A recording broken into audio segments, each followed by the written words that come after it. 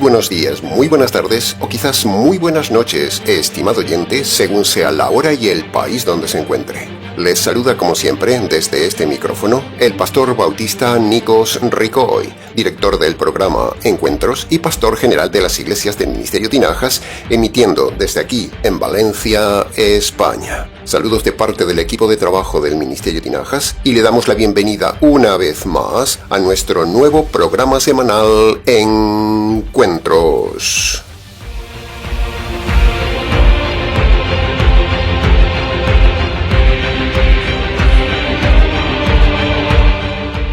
Continuamos hoy, estimado oyente, con el nuevo estudio expositivo de la primera carta de Pedro.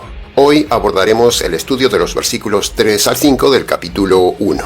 Será otra sección intensa de este viaje largo pero fascinante del estudio completo de uno de los tomos de la Palabra de Dios. Muchas gracias por seguirnos.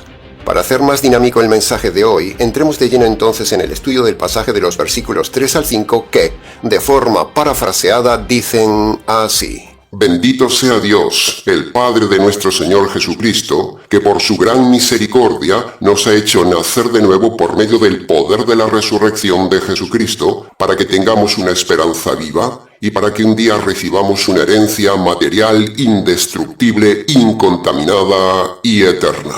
Una herencia reservada para ustedes en el cielo, a quienes el poder de Dios protege por medio de la fe, hasta que llegue el día de la salvación que está preparada y que se ha de revelar en los últimos tiempos.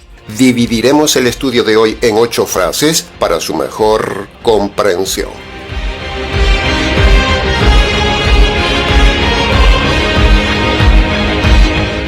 Entremos entonces en el análisis, comentario y enseñanzas de la primera frase en el versículo 3 que dice: Bendito sea Dios, el Padre de nuestro Señor Jesucristo. Punto número 1. Preste mucha atención, estimado oyente, a este primer punto muy intenso. Toda persona que no se ha convertido por medio del Evangelio en Marcos capítulo 1 versículo 15, aún siendo religiosa, aún estando metida en las iglesias, por mucho que alabe a Dios, por mucho que ore a Dios, por mucho que rece a Dios, Dios no le va a oír nunca. Se lo repito. Toda persona que no se ha convertido por medio del Evangelio, Dios no le va a oír nunca. Así que imagínese el panorama de las iglesias. Nadie está siendo escuchado por Dios.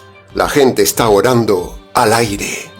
Ya puede estar usted en la iglesia que quiera: calvinista, católica, adventista, pentecostal, mormona, presbiteriana, fundamentalista, rabínica, mesiánica, unicitaria o con los falsos bautistas y un largo etcétera. Ya puede usted darle la solemnidad que quiera a su canto. Ya puede usted tener la mejor voz del planeta. Ya puede usted ser un genio de la música tocando 100 instrumentos para Dios. Ya puede ser usted el mejor director de alabanza. Ya puede usted tener la voz de un ángel, que si no se ha convertido por medio de Marcos capítulo 1 versículo 15, usted es rechazado siempre por Dios. Isaías capítulo 1 versículo 15 dice: Cuando levantan sus manos para cantar, yo aparto de ustedes mis ojos. Aunque multipliquen sus oraciones hacia mí, yo no las escucharé nunca, pues tienen sus manos llenas de pecados. Este es un versículo dicho en su día directamente a gente religiosa. Sus pecados hacen que Dios no le oiga, estimado oyente. Y si usted no sabe cómo se perdonan correctamente los pecados, o si usted está en una de esas iglesias que hemos mencionado antes, que enseñan mal el perdón de los pecados, y que son todas, entonces usted tiene un grave problema. No se ha convertido y Dios no escucha nunca ni su cántico, ni su oración, ni su alabanza.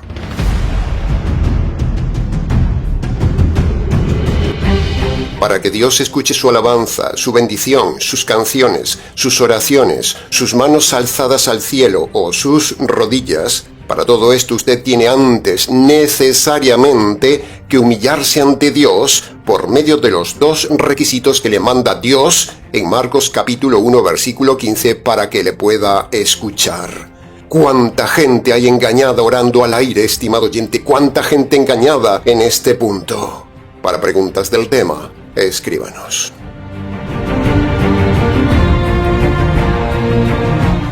Punto número 2.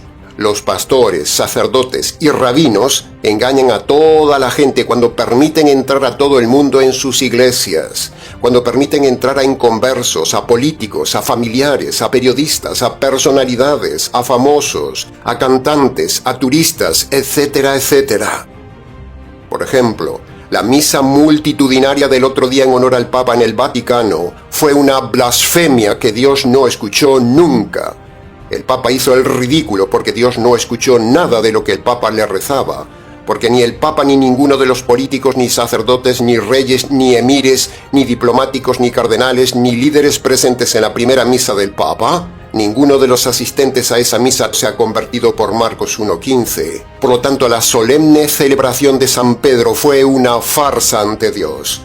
Pero también miles de oyentes de este canal, que cantan en sus iglesias cada domingo, que van a misa cada domingo a orar a Dios, en cada culto evangélico que encontramos, la gente que canta en casa, o siguen a cantantes famosos cristianos, a ninguno de ellos Dios los escucha por no estar convertidos.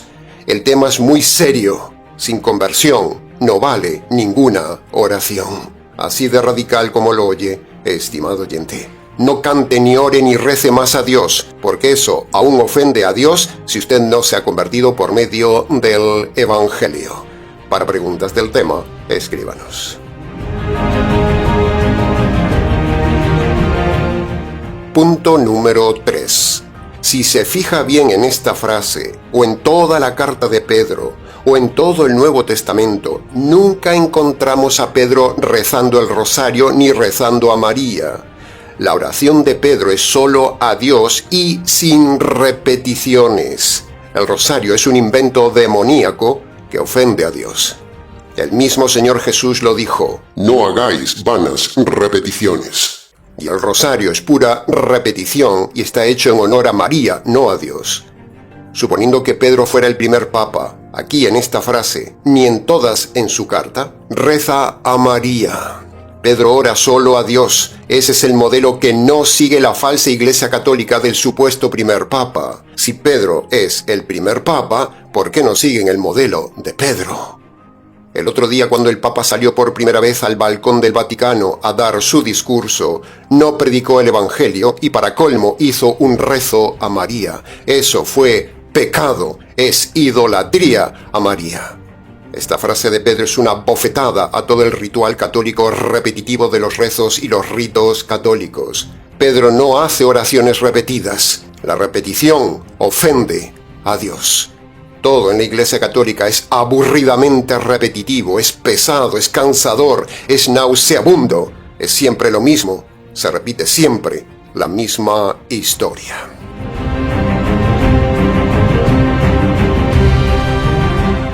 Punto número 4. Con este tema no podemos dejar de hablar de la mal llamada música cristiana moderna del día de hoy, con todos esos famosos negociantes de la música en el ambiente evangélico. Todo eso es pecado, porque son canciones emocionales, son canciones sentimentales, son canciones con doble sentido y son canciones hechas y cantadas por personas no convertidas. También las canciones solemnes en los templos mormones, en los templos adventistas y también en muchas iglesias bautistas, sin conversión, esos himnos solemnes no sirven para nada.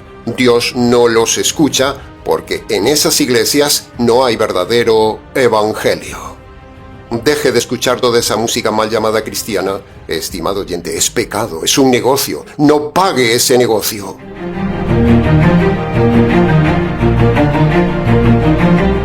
No podemos dar aquí nombres de famosos cantantes cristianos, pero el primer cantante favorito que ahora mismo le venga a la mente, ese es un perdido, porque no hay ni un solo cantante de la famosa farándula de la música cristiana que se haya convertido por medio de Marcos capítulo 1 versículo 15. Los conocemos a todos y ninguno se ha convertido por medio del verdadero evangelio ni por medio de Marcos capítulo 1 versículo 15.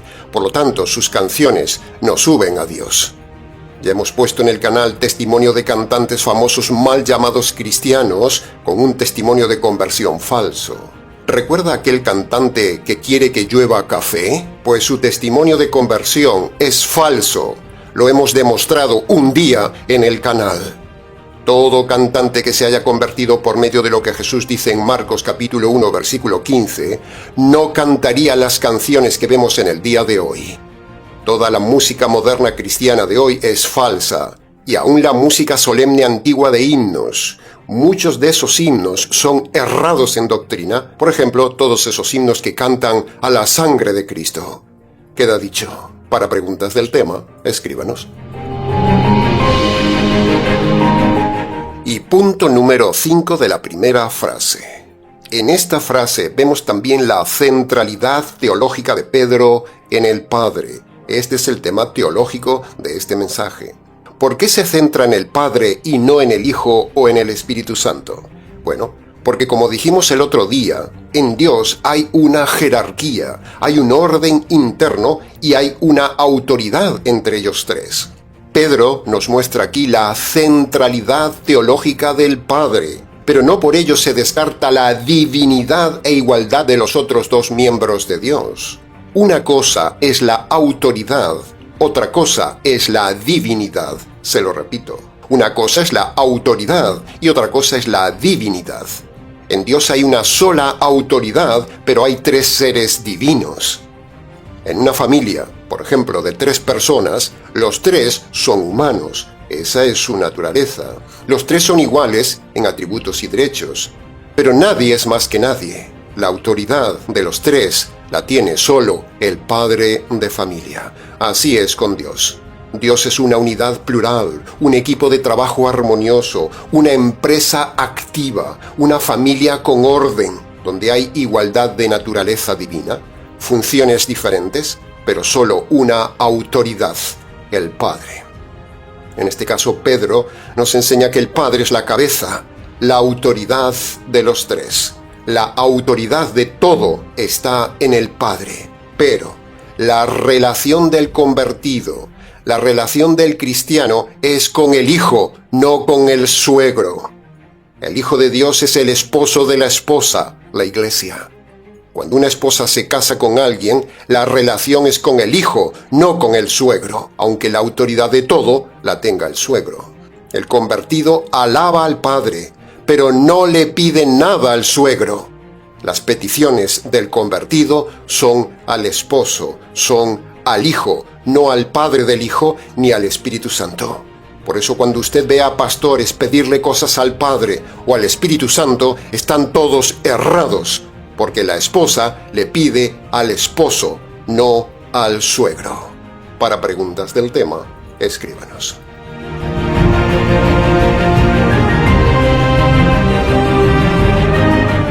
Entremos ahora en el análisis, comentario y enseñanzas de la segunda frase en el versículo 3 que dice: por su misericordia nos ha hecho nacer de nuevo.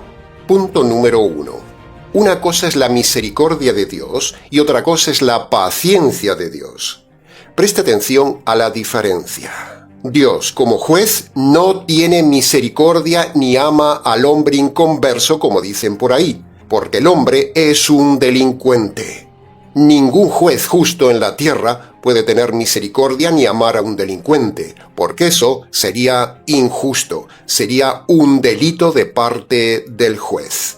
Un juez solo puede tener paciencia con el delincuente, otorgándole libertad condicional, pero no amor, ni misericordia, ni rebajar la pena o perdonar la pena, porque eso sería una injusticia. Dios solo tiene paciencia con el hombre perdido, no tiene misericordia. Los pastores confunden la paciencia de Dios, la ira pasiva de Dios, con amor de Dios o con una misericordia errada de Dios. La Biblia dice que Dios está enfurecido con el hombre, pero está quieto, está paciente, está contenido en su ira. Pero estar quieto no significa que ame al pecador. Eso de que Dios ama al pecador y aborrece el pecado es una de las más grandes mentiras de la humanidad, inventada por las iglesias para captar adeptos. Delito y delincuente son una unidad jurídica indivisible. No se puede separar el delito del delincuente. Por lo tanto, si un juez aborrece los delitos, aborrece también al delincuente. Si castiga el delito, castigará al delincuente. Lo mismo sucede con Dios. Si Dios aborrece el pecado, aborrece también al pecador. Que no le engañen. Por eso, si usted se pone a rezar al juez, a alabar al juez, a cantarle al juez, siendo delincuente, usted está haciendo el ridículo. Es más, le está ofendiendo y es un delito. Todo juez que perdona a un delincuente porque le cante, le ore, le pida misericordia, o le pida perdón, o que le rebaje la pena al delincuente, ese juez es un juez corrupto, porque un juez está para aplicar la ley y la justicia, no para aplicar misericordia. Ahora, no menos cierto es que la misericordia de Dios también está en la Biblia, pero está mal aplicada y mal explicada por los pastores y sacerdotes que manipulan a su favor lo de la misericordia de Dios para ganar adeptos. La misericordia de Dios en la Biblia es solo para los ya convertidos, excepto en el caso especial que veremos hoy. Se lo repito. La misericordia de Dios en la Biblia es solo para los ya convertidos, excepto en el caso especial que veremos hoy. Preste mucha atención porque vamos a revelarle cómo se conjuga la paciencia de Dios con la misericordia de Dios en el inconverso. Dios tiene paciencia con el hombre perdido toda la vida, estimado oyente. No le quita la vida por paciencia. Lo dice el mismo Pedro en su segunda carta, capítulo 3, versículo 15. La paciencia de Dios es para salvación. Pero ahora veamos un pasaje clave para entender cómo encaja la misericordia de Dios con la paciencia de Dios en la salvación. Veamos lo que dice Pablo en Tito capítulo 3, versículo 5. Dice: Nos salvó por su misericordia. Ahí tenemos la misericordia de Dios al pecador en el momento de la salvación, en el momento del nuevo nacimiento, cuando el hombre se humilla ante Dios el juez y obedece los dos requisitos jurídicos de Marcos 1:15. En ese instante, en el instante de la salvación, en ese momento de la conversión, en el momento del nuevo nacimiento, cuando el hombre delante de Dios el juez se ampara ante la enmienda de Marcos capítulo 1 versículo 15, la ley que el mismo Dios diseñó, es ahí cuando Dios cambia y tiene misericordia del pecador, porque el pecador se está agarrando a las condiciones jurídicas que pone Dios el juez para perdonar al hombre. Marcos capítulo 1 versículo 15 hace que Dios desvíe la ira contenida, postergue la muerte del pecador y escuche por primera vez al pecador y entonces lo perdone. Cuando el pecador se dispone a obedecer Marcos capítulo 1 versículo 15, cuando el pecador se humilla, cuando el pecador se quiebra, cuando abre su boca reconociendo pecado tras pecado ante el juez en el arrepentimiento, y cuando luego el hombre honra a Dios agarrándose de la justicia que el juez derramó sobre su Hijo, eso conmueve a Dios el juez hasta sus entrañas, aparta su ira, aplica la misericordia, y entonces perdona y declara jurídicamente inocente al hombre delincuente. Es decir, en el momento cuando el hombre le aplica Marcos 1:15 a Dios, Dios le aplica la misericordia al hombre. Se lo repito. En el momento cuando el hombre le aplica Marcos 1:15 a Dios, Dios le aplica la misericordia al hombre. Solo en ese momento Dios es misericordioso con el hombre. Para preguntas del tema, escríbanos.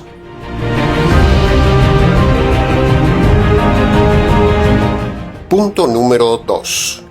La frase menciona el famoso tema teológico de nacer de nuevo, una doctrina importantísima, otra doctrina muy mal enseñada en las iglesias.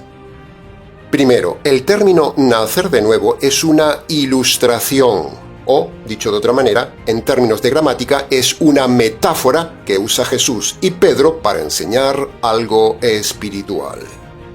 Segundo, nacer de nuevo es un mandamiento universal de Dios a todo hombre para salvarse. Tercero, el nuevo nacimiento es una doctrina que implica que el hombre tiene libre albedrío.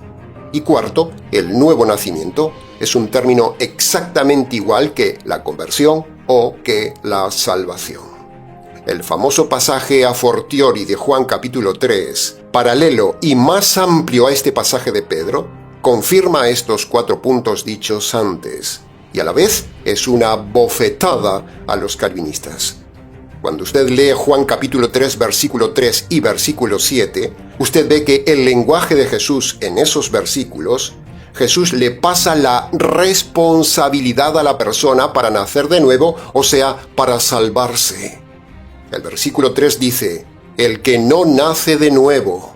Esa frase implica, por la ley de la inferencia, que la responsabilidad del nuevo nacimiento está en el hombre. Y por la ley hermenéutica de la gramática, la frase el que implica también que la responsabilidad está en la decisión soberana de la persona en nacer de nuevo o no. O dicho en otras palabras, la salvación depende solo de la persona, no de Dios. Tome Juan capítulo 3, versículo 7 y sígame. Se lo voy a leer en versión latinoamericana y parafraseada para que lo comprenda mejor. Dice el Señor a Nicodemo: Nicodemo, que no te resulte extraño que yo te diga que es necesario que tú nazcas de nuevo. En ese pasaje, Dios, en la persona de Jesús, le dice al hombre que la salvación depende solo del hombre. Jesús es Dios, y le dice a un hombre: tú tienes que nacer de nuevo espiritualmente. La salvación depende de ti, no de mí. Eso es lo que significa teológicamente Juan capítulo 3, versículo 3 y versículo 7. Los calvinistas no pueden con este pasaje. Jaque a los calvinistas.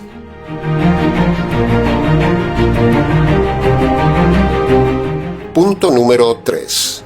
Entonces, pastor, si en Juan capítulo 3 la soberanía de la salvación está en el hombre, y aquí Pedro parece decir que Dios hace nacer de nuevo al hombre, ¿no sería eso una contradicción?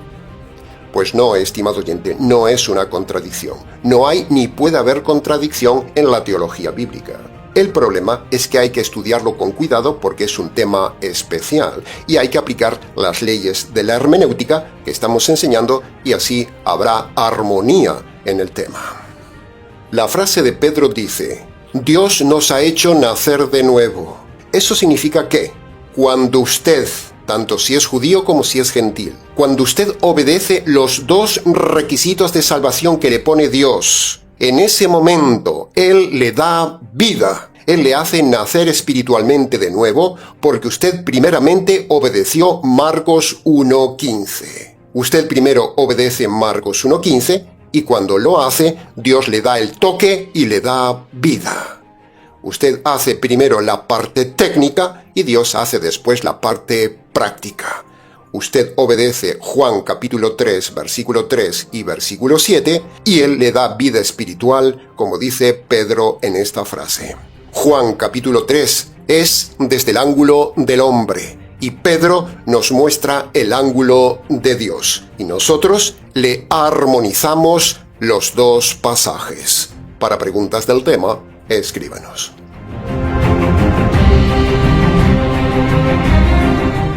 Punto número 4. ¿Qué es realmente eso de nacer de nuevo? ¿Por qué Jesús usó esa ilustración del nuevo nacimiento con Nicodemo el judío?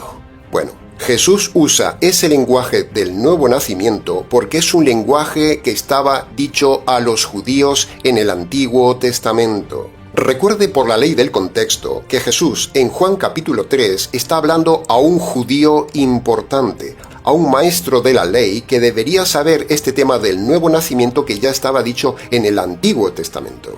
El nuevo nacimiento, teológicamente hablando, es el cambio de la naturaleza del hombre que produce el nuevo pacto del Mesías. Se lo repito, el nuevo nacimiento, teológicamente hablando, es el cambio de la naturaleza del hombre que produce el nuevo pacto del Mesías. Nuevo pacto produce nuevo nacimiento. En el antiguo pacto no había nuevo nacimiento. Esto que decimos lo vemos en Jeremías capítulo 31, versículo 31 y en Ezequiel capítulo 36, versículo 26 al 27, donde se profetiza el nuevo corazón. Ese nuevo pacto, predicho por los profetas y fundado por el Mesías, como él mismo lo dijo: esta es la sangre del nuevo pacto. Ese nuevo pacto, creído por el judío, le producía un nuevo nacimiento, cambiaba al hombre, le daba nueva vida, y era y es como volver a nacer por dentro.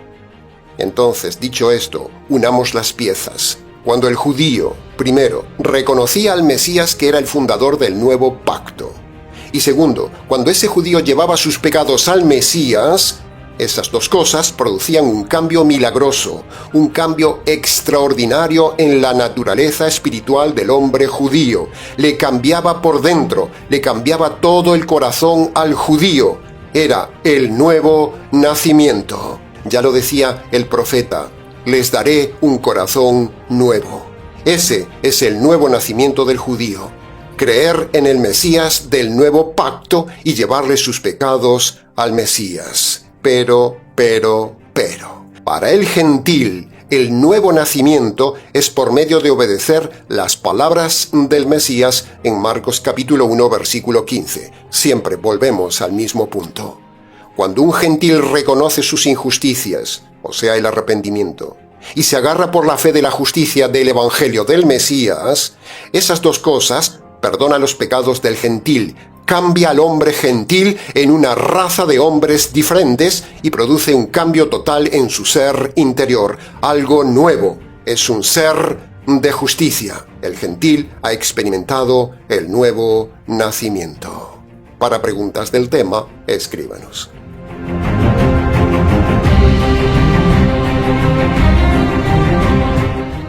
Entremos ahora en el análisis y comentario de la tercera frase en el versículo 3 que dice, por medio del poder de la resurrección de Jesucristo. Como ya hemos dicho otras veces en el canal, la resurrección de Cristo es poder y vida. Por lo tanto, la resurrección de Cristo es lo que le da poder y vida a la persona cuando obedece Marcos capítulo 1, versículo 15. Marcos 1:15 funciona porque la resurrección está detrás de Marcos capítulo 1, versículo 15. Cuando juntamos las dos cosas, el poder de la resurrección de Cristo, unido al verdadero método de salvación del hombre dado por Cristo, la persona se salva, cambia, tiene poder y vida. Pero, si en las iglesias aplican el poder de la resurrección de Cristo a un método equivocado, no funciona. La persona no cambia ni se salva. Por ejemplo, si usted pone pólvora en una bala de plástico y en un arma de plástico, por mucho poder que tenga la pólvora, no funcionará jamás el arma. De la misma manera, estimado oyente, cuando en una iglesia le aplican la dinamita de la resurrección de Cristo a un método falso de plástico, usted ni cambia ni se salva. Por ejemplo, si aplicamos el poder de la resurrección a la oración de fe americana, eso no cambia ni salva a nadie, porque la oración de fe y aceptar a Jesús en el corazón, eso es falso, eso es plástico americano. Si aplicáramos el poder de la resurrección a la misa, eso no salva ni perdona a nadie, porque la misa es falsa, no es bíblica, es idolatría y es blasfemia. Si aplicáramos el poder de la resurrección al bautismo, eso no perdona ni salva a nadie, porque el poder de la resurrección es espiritual y el agua es material. Son incompatibles.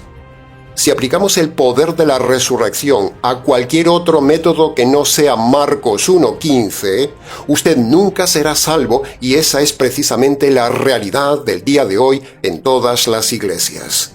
Y entonces el día de la muerte se llevará usted una terrible sorpresa al ver que lo que le enseñaron en su iglesia no valió para salvarle, no tenía poder. Pero ya será demasiado tarde, porque habrá un tremendo terror terrible sin salida al ver que ya no hay opciones de salvación jamás. El poder de la resurrección de Cristo solo funciona con el método de Cristo, dicho por el mismo Cristo, en Marcos capítulo 1, versículo 15. Bendita combinación, resurrección de Cristo y evangelio de Cristo.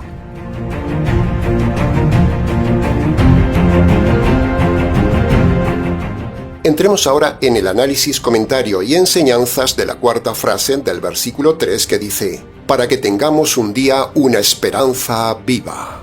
En un mundo sin esperanza, en un mundo donde las iglesias matan la esperanza, en un mundo religioso de falsas esperanzas, en medio de este triste mundo de cansancio, dolor, enfermedad, trabajo, injusticia, suicidio, inmoralidad, perversión, vacío, robos, muerte, corrupción, fraude, políticos corruptos, bancos usureros, maldad de la gente, egoísmo de la gente, entropía, violencia, peligros y un largo etcétera. ¿Qué esperanza hay en esta vida? Ninguna. Todo es vanidad de vanidades y hastío en la vida. Hoy como ayer, mañana como hoy y siempre igual. La realidad demuestra que la felicidad no existe ni siquiera en los ricos. Por lo tanto, esta es una de las frases más maravillosas de la Biblia. Pedro nos da esperanza de vida, de paz, de felicidad, de justicia real y viva un día por medio del poder de la resurrección, por medio del poder del nuevo nacimiento y por medio del poder del Evangelio. Bendita esperanza. En esta vida, estimado oyente, por mucho que luche por vivir bien, por ser feliz, por estar estable, por estar libre de problemas, yendo a Estados Unidos, yendo a Australia, viniendo a Europa, no se preocupe. Siempre habrá alguien que le haga maldad, alguien que le haga la vida imposible, alguien que le envidie, que le robe o que le perjudique. Y aunque tenga algunos días estables, tarde o temprano llegará el dolor. Siempre habrá algo que le estropee esos días tranquilos. Una enfermedad, un accidente, un incendio, un robo, una muerte repentina e inesperada, etcétera, etcétera. Siempre hay algo que le corte la esperanza de una buena vida en la tierra. Dios dice que aquí, en la tierra, no esperemos la felicidad, sino el dolor. Por eso las iglesias de la prosperidad, sanidad y milagros son todas un fraude. Sin embargo, por muy asombroso e increíble que parezca, el Señor Jesús, el Señor del cuerpo resucitado, Él mismo nos promete por medio del Evangelio una esperanza viva, preciosa, maravillosa, real, en un mundo de hombres que vivan físicamente en armonía, en un mundo material en paz, en justicia y con toda la felicidad que anhela el hombre. Esa esperanza viva existe en el reino de los cielos, estimado oyente. Así que ánimos. Abandone sus iglesias que no le dan esperanza o le dan una falsa esperanza. No se suicide, estimado oyente, por mucho que en esta vida haya fallado, por mucho que las cosas estén difíciles. No se suicide, porque del otro lado de la muerte es 1000 veces peor que esta vida, y allí ya no hay esperanza, ni perdón, ni podrá suicidarse al ver la terrible realidad infinitamente peor que hay en aquella vida. Estimado oyente, hay esperanza.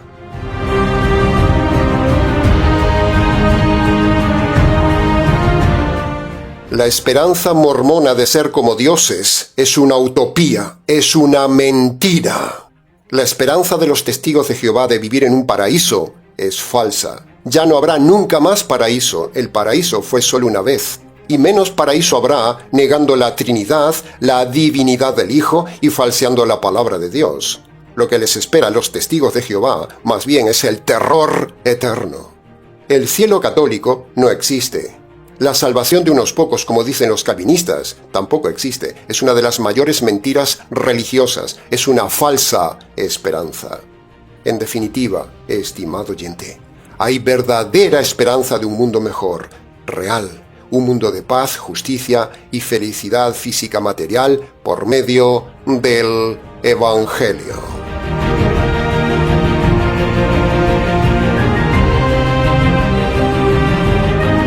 Entremos ahora en el análisis, comentario y enseñanzas de la quinta frase en el versículo 4 que dice: para que recibamos una herencia material indestructible, incontaminada y eterna, una herencia reservada para ustedes en el cielo. Punto número 1. Empecemos por la frase final: una herencia para ustedes en el cielo.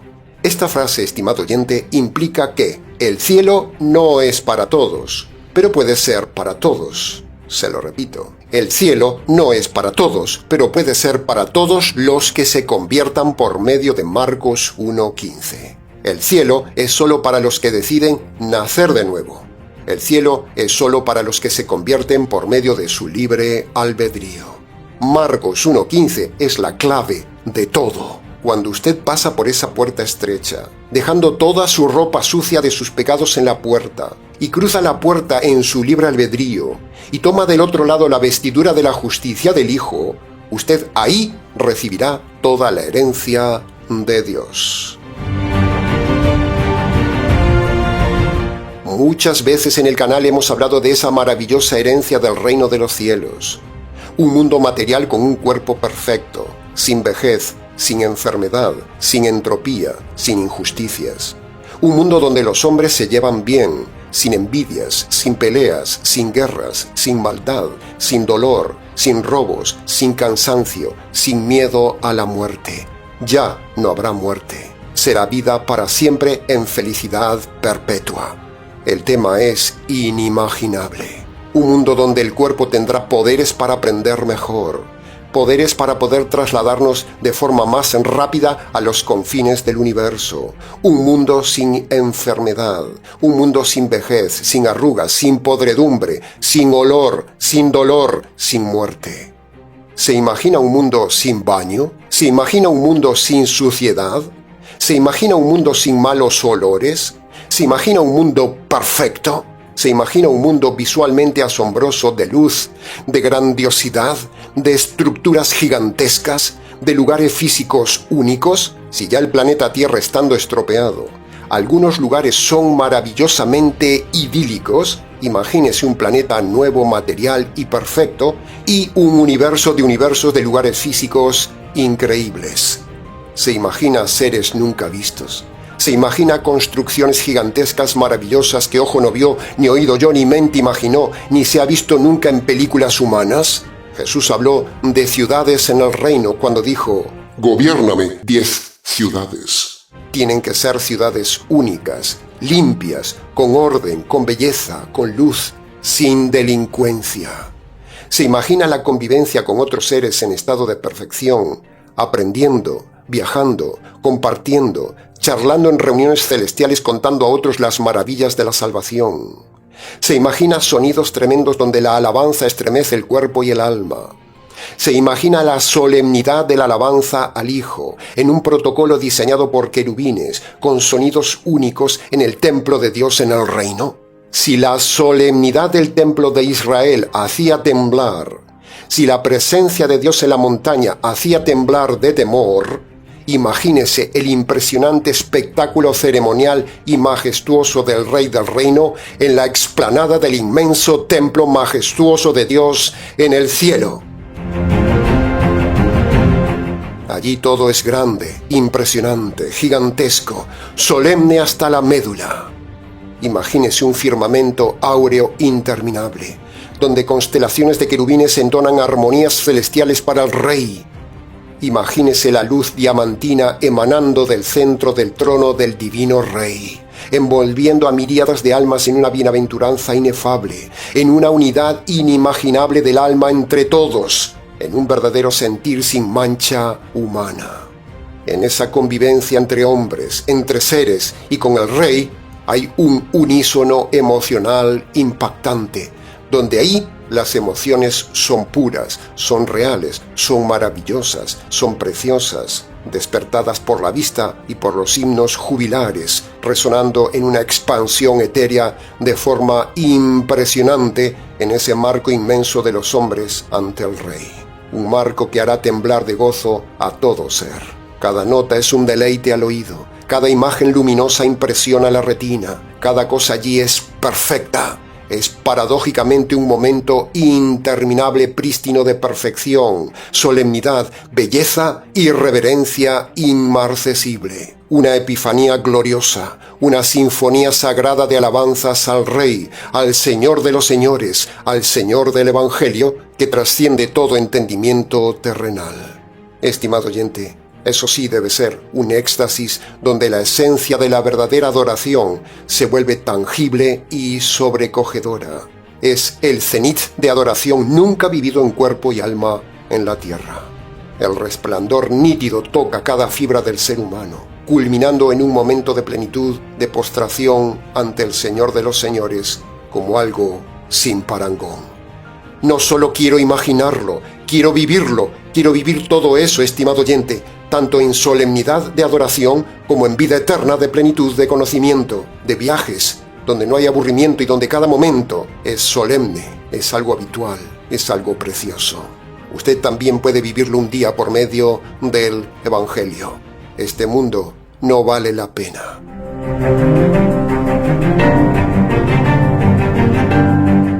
Usted está aquí en la tierra, fue puesto por Dios en la tierra. Aunque haya venido por accidente, aunque la vida que vive le haga sentir que no quería vivir, pero Dios lo hizo venir solo para que usted decida su destino eterno, porque esto no es lo definitivo, es solo un paso a la eternidad.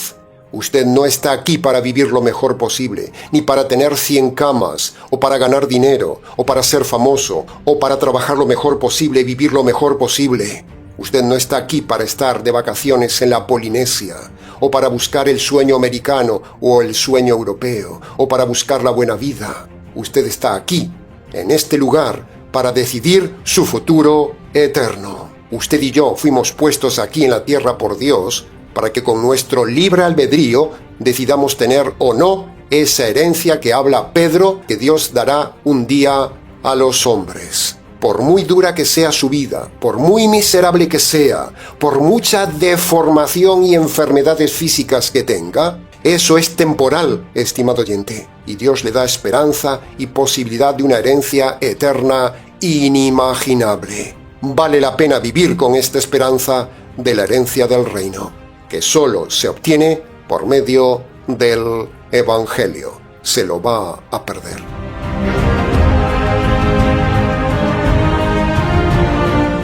Y punto número 2 de la quinta frase.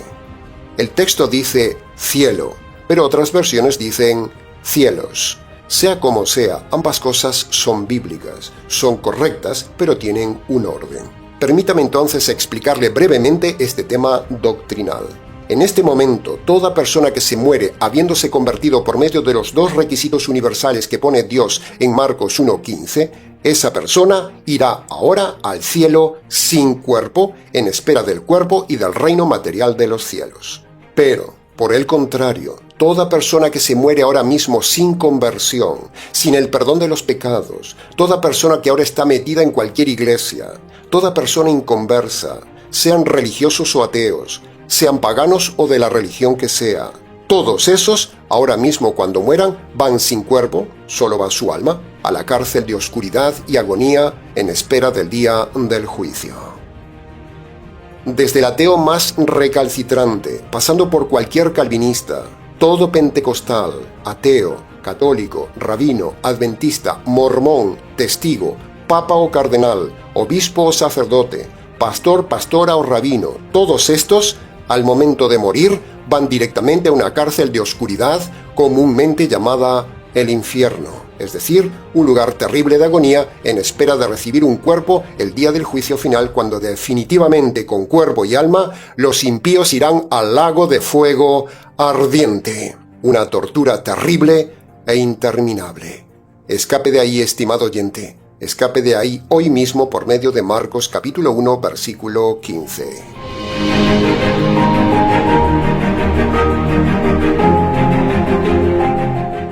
Entremos ahora en el análisis, comentario y enseñanzas de la sexta frase en el versículo 5 que dice: a quienes el poder de Dios protege por medio de la fe.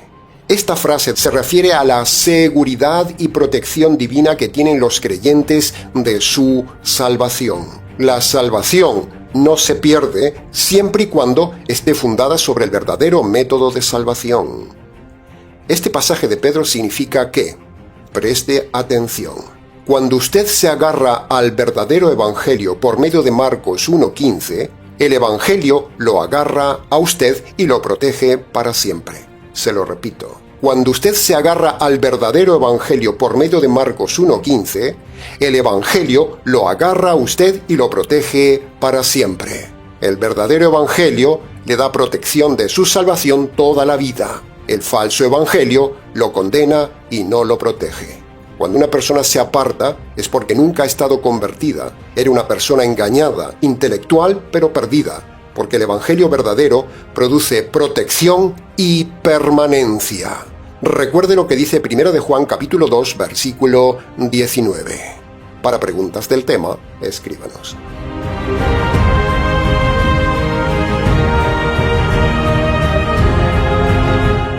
Entremos ahora en el análisis y comentario de la séptima frase del versículo 5, que dice: hasta que llegue el día de la salvación que está preparada.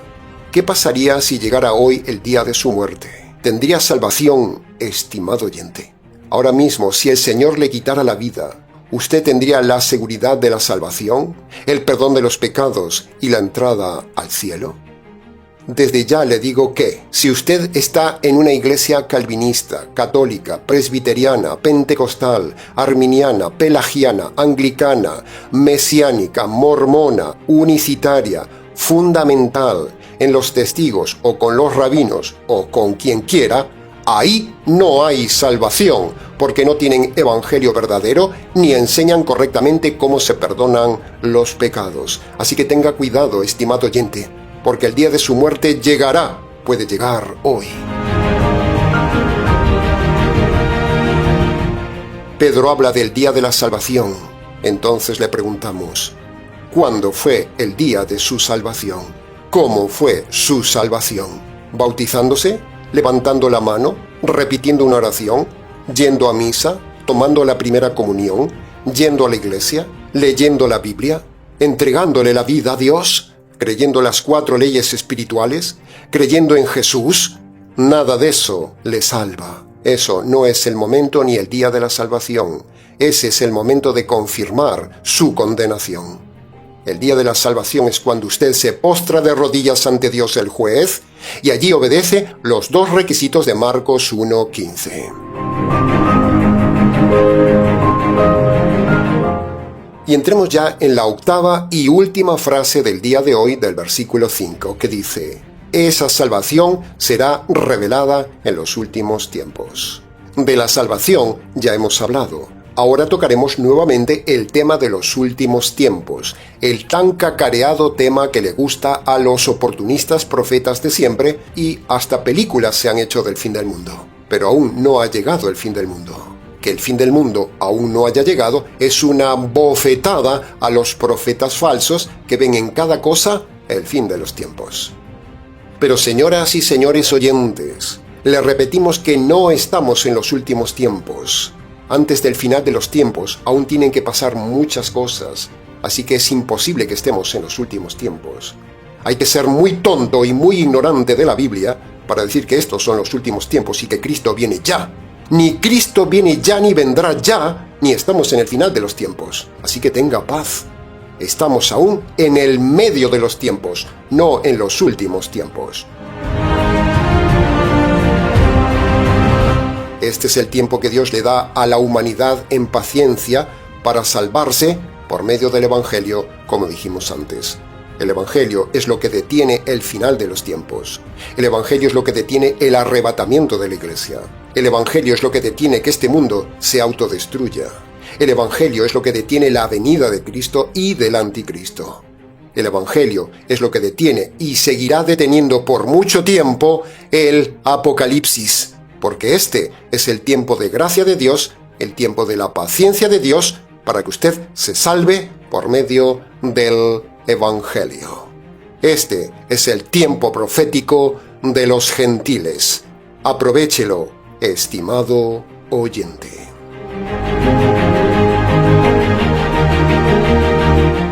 Bien, hasta aquí con la enseñanza del día de hoy. Mucho más se pudo haber dicho de cada frase que hemos estudiado, pero con lo dicho creemos que ha sido suficiente para su enseñanza y su reflexión. Para preguntas del tema, escríbanos. ministerio-tinajas@gmx.es.